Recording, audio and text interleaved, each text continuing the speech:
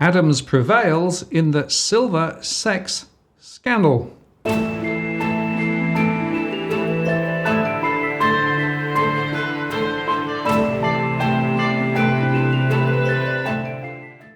Martin North, John Adams, in the interest of the people. John, hello. Hello, Martin. How are you today? Very good, and good to see you back in the studio again. And we should say this is not your 10-month quest we're going to talk about today. This is another issue. So wherever you go, they're after you. Yes. I got into a bit of a legal hot potato last year with a particular Canadian bullion dealership, their largest, Kitco Metals Incorporated. And that was because I made a number of specific statements about unallocated, pool-allocated products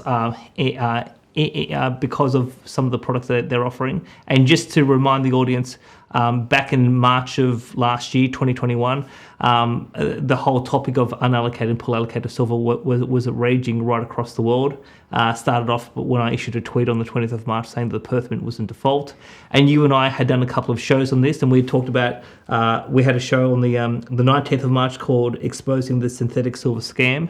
And what we really were focusing on that is that what is the legal position and the risks involved with unallocated and pool-allocated silver, but also gold, because a lot of investors in the Australian market, retail investors, a lot of our viewers were putting money into these types of products and didn't fully understand what these products meant from a legal and a financial risk point of view. So we provided some further clarity on that last year.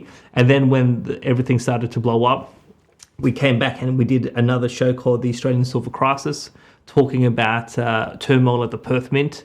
And funny enough, 6 months on from that particular saga, the CEO of the Perth Mint resigned in disgrace, apparently blowing $100 million, according to the Australian Financial Review, on an IT project, which reeks of complete mismanagement.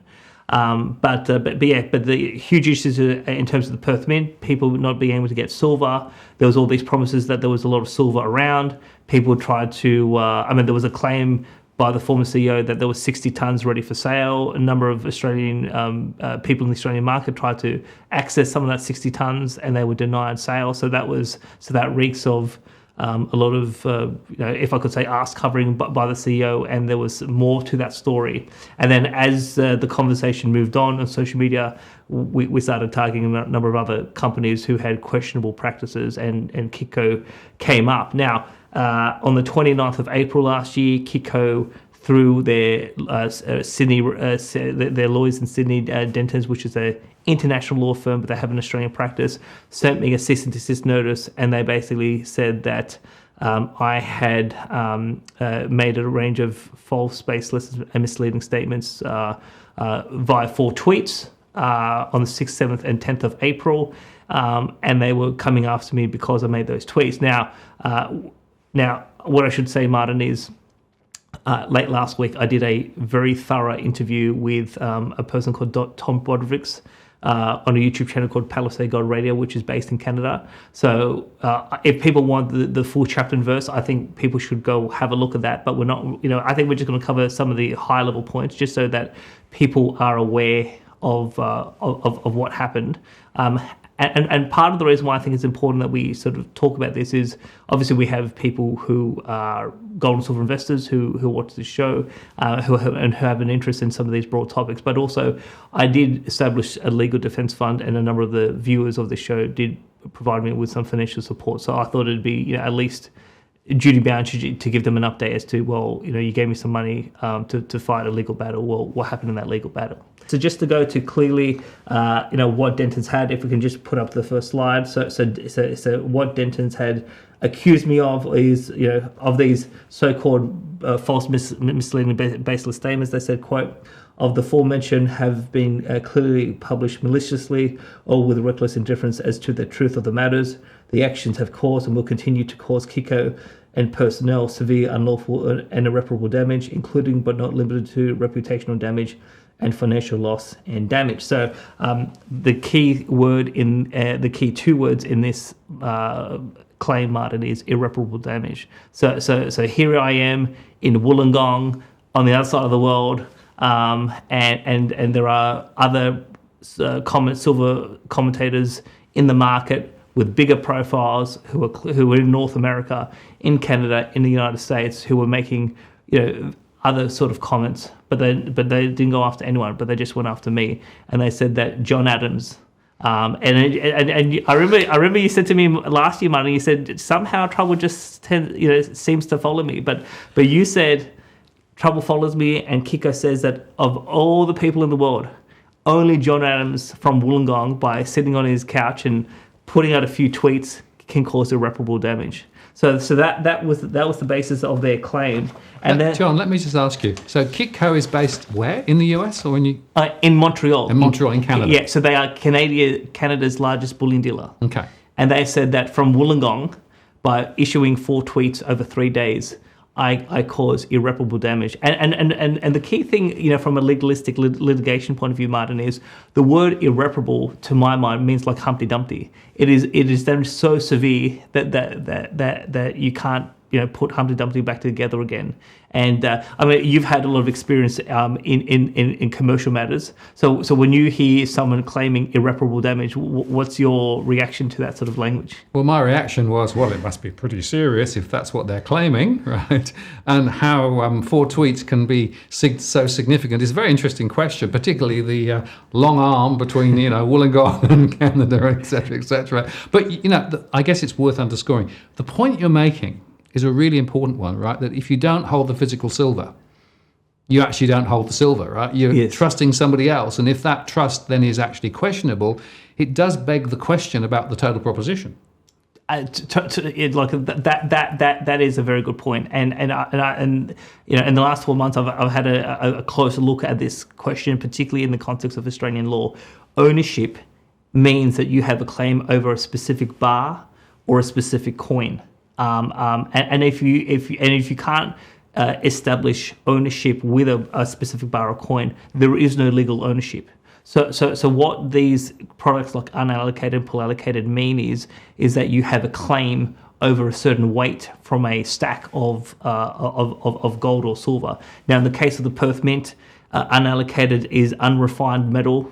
In the case of pool allocated, which is only for their silver, it's refined metal. So you only have a legal claim, but you don't actually have legal ownership. And that is, and I can only speak in terms of Australian law, that has profound legal implications that most precious metal investors in this country don't understand. And I'll be saying quite a bit more about, what is people's understanding of their investment choice versus what does the law actually establish, and what are the implications, because I think we touched on it last year, but I think there's a lot more that we can have a conversation about that in 2022. And it's just worth saying, John, there's a thing called beneficial ownership, right, which is basically somebody else owns it on your behalf, right? But you've got to have a high level of trust in that particular context that the person who's actually owning on your behalf is going to do what they said they were going to do, right? Yes. And if you've got any doubt at all that they might not do it, then actually your ability to be able to get recompense against that if it goes wrong is actually quite limited often. Indeed.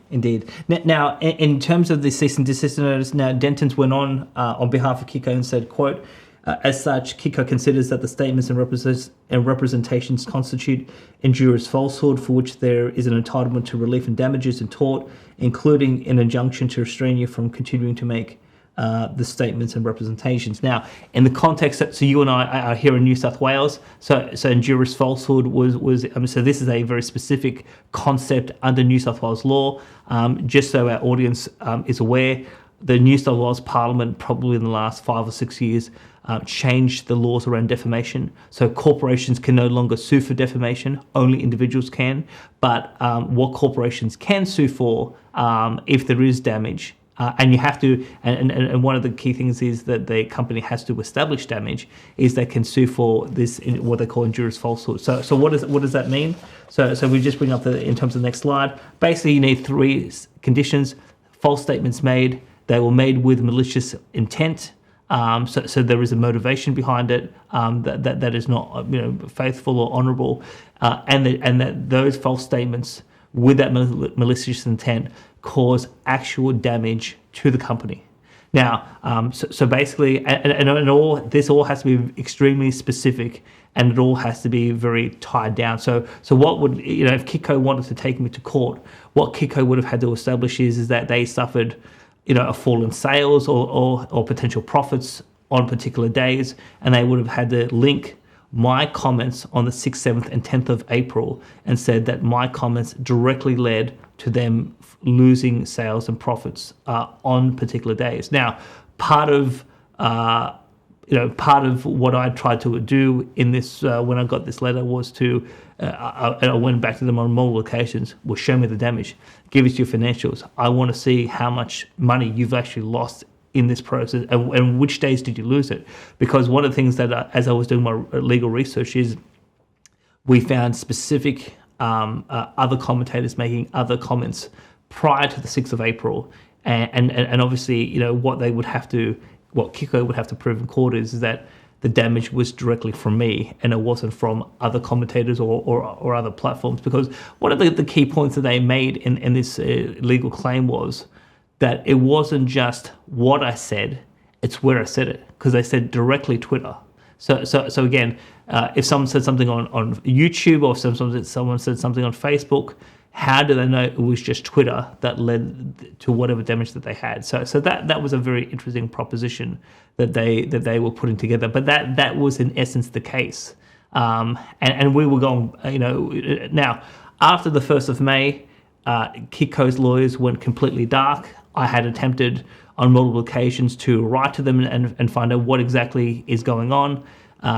Didn't hear anything from them. I then sent a letter to them on the 29th of May and saying that I can only assume you no longer act for Kitco because you're not responding to my correspondence. So generally when you get a legal threat and there's no follow-up, a lot of people just say, well, it was bluff, and we could just move on and don't worry about it. But I thought to myself, I didn't want to do that. I actually want to just come to some sort of resolution formally so that we know what's going on and I'm not in this legal limbo. Because what they said was you've got 24 hours to basically do 3 things, or we're going to go straight to the New South Wales Supreme Court. And they were stop talking about us, delete the tweets that we find offensive, and issue a new tweet where you retract some of your allegations. Now, I can say 12 months on, I never complied with any of those conditions. But I just didn't want this to be hanging over my head. So what I did was I got a lawyer in Sydney by the name of Mark Williams from Deutsche Partners, and we wrote a letter directly to Kitco, and we basically put it to the president of Kitco Metals Incorporated, Bart Kittner, and we just said, you threatened this guy in Wollongong, John Adams. You said he caused you irreparable damage.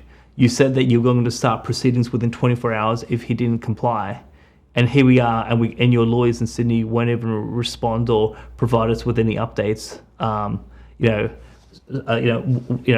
Where is the status of this? And there was something quite specific that we actually said in our letter, and we'll put this up on the screen. We actually said, quote, "The only conclusion that can be drawn from your failure to respond is that your demands and accompanying threats are vexatious, intended to intimidate, and seek to limit our client's ability to speak openly and freely on sensitive or controversial matters related to the precious metal market." So we're basically saying, put up or shut up, because if you're not going to follow through, we can only conclude that this was all bluff and you were trying to intimidate.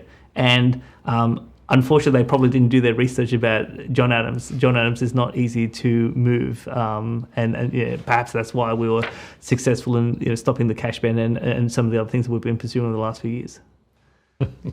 Yes, people need to understand that John Adams is a terrier. Once he gets something, he's going to chase it and chase it and chase it, because quite often there is a very important seed of truth which needs to be revealed. Indeed. Now, one of the other things that we said to Bart Kittner was that, and we'll bring this up on the screen, we said, quote, "Importantly, our client notes that other prominent precious metal commentators based in North America have made critical statements and allegations about your company on multiple platforms and internet websites in the period of late March and early 2021. Given this fact, our client would welcome evidence which conclusively proves that the purported damage which your company has allegedly suffered was directly caused by our clients and not from statements made by other precious metals commentators. So we basically said, if you say it was only John Adams, or you've got to provide us with conclusive proof that these other commentators saying things about Kitco on Twitter, YouTube, etc., had no impact on that. And to be honest, that's a very hard case to be able to put together, because again, it goes to, there is some forensic accounting that's required.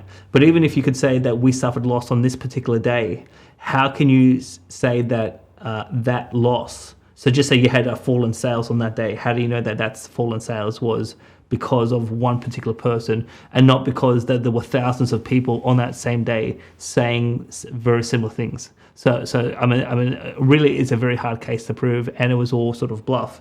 But so we wrote this on the 29th of June. We said to Kitco, you've got 7 days to respond, and all of a sudden, that's when things started to escalate from a civil matter to potentially a criminal matter.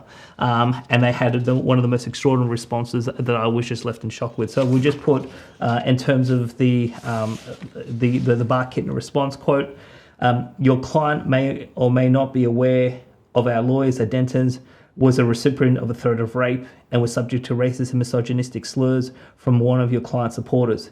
It is quite clear from the threat that the individual responsible was acting in response to the incendiary rhetoric and vilification of Kitco and Dentons and your client's social media postings. Given the seriousness of the threat, our lawyers were required to report the matter to New South Wales Police, who have regrettably needed to become involved in the matter. Now, that was a shock to me, because at that point on the 7th of July last year, I had heard nothing from New South Wales Police. I had heard nothing from any sort of supporter. And here's the thing: I posted the letters. I posted the cease and desist notice because they gave me 24 hours, and then I sent them a letter back and said, if you don't respond in 24 hours, I'm going to publish your letter. I'm going to expose these sort of tactics. So I published it, and then now. So now I never directed any specific individual to contact Dentons. I just published the letter, which had their sort of details on there. But also, I've never in my life directed anyone to engage in criminal activity, particularly of a sexual nature. So I've never told anyone to do anything like this. So how could they say that my commentary about silver could lead to, one of my supporters, which could be a view of the show? I don't know who exactly wrote to them, whether it was a real threat, a fake threat, a manufactured threat. I don't know, but yeah, I've never done anything like this. So when my lawyer went to follow up with them, we actually got the details of the New South Wales police officer. I emailed them. I offered full cooperation with the police. Offered to come in and make a full voluntary statement, with my solicitor along. And CC my solicitor into the email. Never heard back from the police, and basically after that point, Kitco basically went quiet. And so the real question, the real moral of the story, Martin, is when you find something that doesn't look right. And part of the motivation for commenting about Kitco on Twitter was I was getting direct information from Kitco clients. And in a very similar way that I was getting direct information from Perth Mint clients that led me to make comments on Twitter about Perth Mint. And so we made some comments. They basically made these big threats. They escalated it into a police matter with potential criminal overtones. And then it was all bluff. It went nowhere. And you think to yourself, why would they target little old John Adams, who, according to the Financial Review, Aaron Patrick, I'm an obscure economist. I mean, there is something there that one would suggest. And now there is more to the story, but I can't talk about it now. But why would they target me? That was something that was racking my brain, and we've looked into it a little bit further. And I think in due course we'll have more to say on it. Well, it's certainly very interesting, John, but it does also underscore, that lawyers are used as a strategic weapon, right? And sometimes what they do and how they do it is not necessarily based on anything other than the wish to scare and to basically, try and frighten people off, right?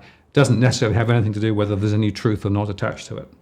Yeah, yes. I mean, look, to be honest, in the first 24 hours of receiving the cease and desist notice, I was nervous because this is the first time it ever happened to me.